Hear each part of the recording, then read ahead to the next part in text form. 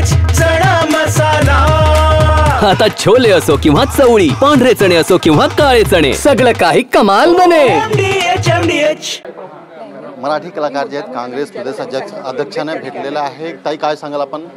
आज काँग्रेस प्रदेश अध्यक्षाने भेटला आहे, तुम्ही त्यांना निमंत्रण दिलं, आंदोलन करणारे मोठा, काय सांगाल?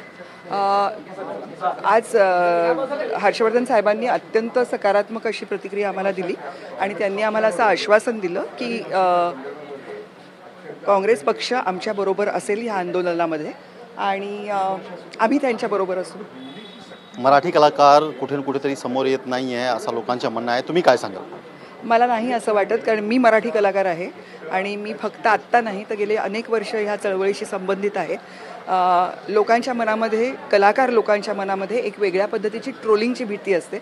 कलाकार बोलला तर तो का बोलतो, तो कलाकार आहे तरी फक्त आपली कला सादर करावी असं म्हणणारे लोक असतात आणि जर कलाकार बोललाच नाही तर कलाकार कुठे बिळात लपून बसलेत असं म्हणणारी ही जनताच असते। त्याच्यामुळे ह्या ट्रोलिंगला घाबरून बरेचदा लोक थोडं हळू बाहेर येतात बोलायला।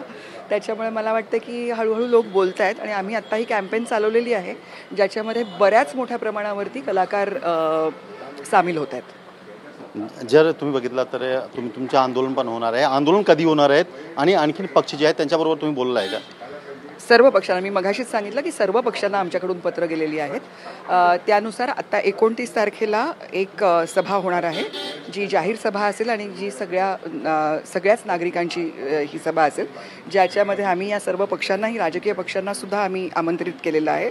त्याच्यामुळे जे लोक आमच्याबरोबर येतील त्या सगळ्यांच्या सकट ही सभा असेल।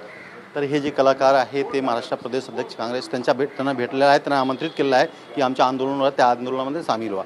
रोशन सावंत, TV9 मुंबई।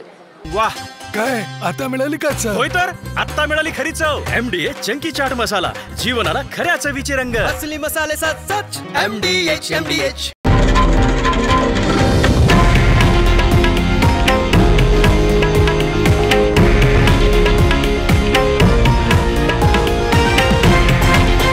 हे आहे देशातील नंबर 1 न्यूज नेटवर्क आणि आपण पाहत आहात TV9 मराठी, एकमेव।